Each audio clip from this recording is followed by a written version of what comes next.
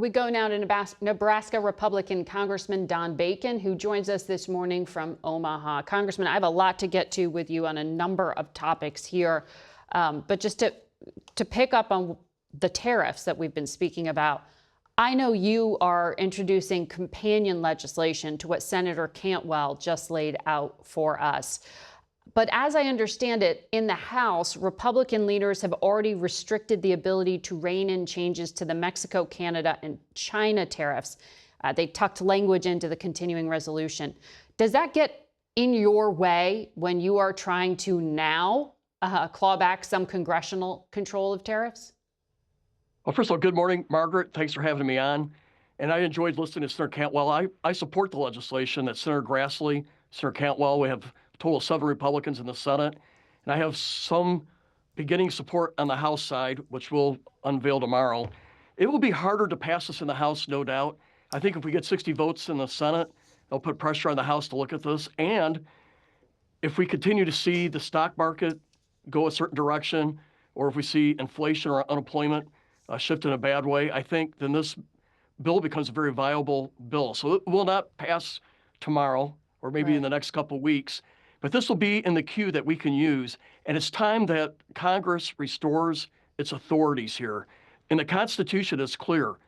The House and the Senate, Congress has the power of tariffs and taxes. And we gave some of that power to the executive branch. And I think in hindsight, that was a mistake. But I hear you saying you have some momentum. Respectfully, sir, the president talked all the time during the campaign about tariffs. He put them at the centerpiece of his policy. He talked about the glory days of the 1800s and wanting to go back to him. Did Republicans just not take him seriously? Well, there's a couple of facets to your question, Margaret. It's a good question.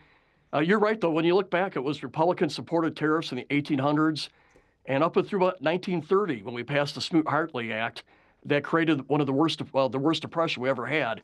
We learned from that tariffs and protectionism does not work, and that free trade, in the end, as long as it's fair, we want fair trade. And I support the president wanting to get fairness. Some of these countries do treat us wrong, but fair trade should be the goal. And you're right, the president talked about this. He did not hide, as this is part of his agenda. But here's my take on it, and I've been studying politics since I was like 13 years old. People voted for President Trump because of the border, and he has really delivered there. They voted for him, too, because inflation surpassed wage increases. They were poorer today than they were 4 years ago. And I really think people voted for President Trump because of that, the border, and maybe crime. If they saw crime in the big cities. I don't think, in the end, I don't think tariffs was really a big factor in people's decision-making when it came to last November. Yeah, I know we certainly covered them on this program. And it is surprising to me, or perhaps it shouldn't be, that the business community is so silent right now. As Senator Cantwell said, she said they're afraid. But there is a conservative group, the New Civil Liberties Alliance, that filed suit to challenge these tariffs in court. Do you think it is the courts where this ultimately gets settled? I think ultimately it's in Congress once we see enough of this, but maybe the courts as well. The Constitution makes it very clear. Congress has control of taxes. And by the way, and let's be candid, tariffs are a tax. But they also mentions tariffs in the Constitution. And we gave the president emergency powers.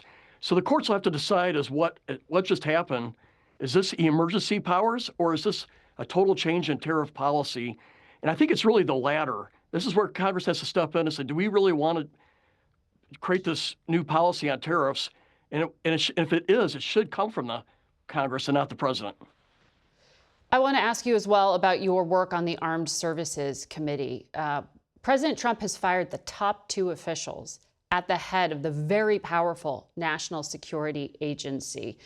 It's one of the most powerful intelligence agencies we have. It vacuums up information around the world through wiretapping, signals intercepts, and they work with the military, with Cyber Command.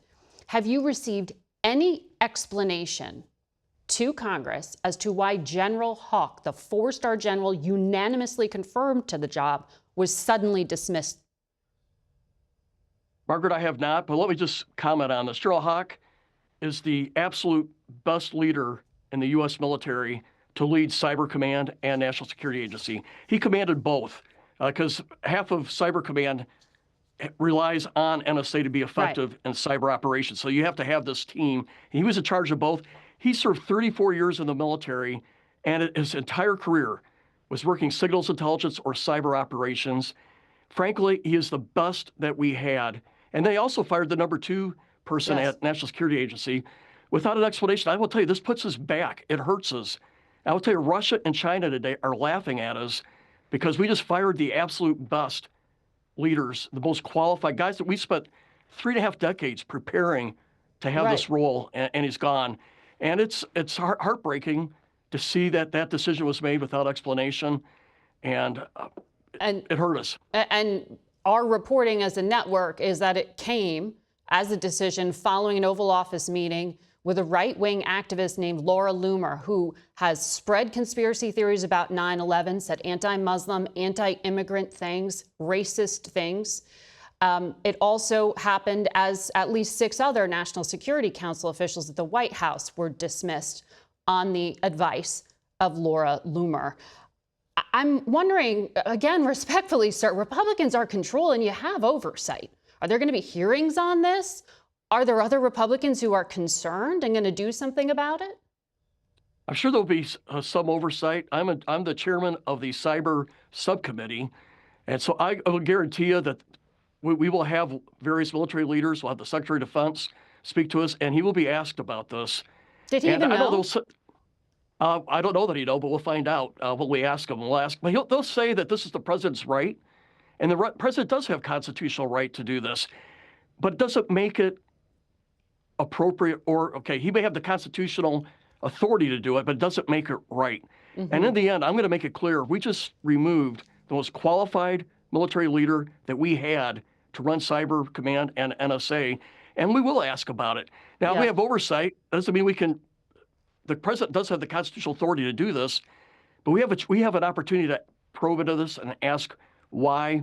And I have a responsibility to make clear this is wrong. It hurt us. It hurt our country.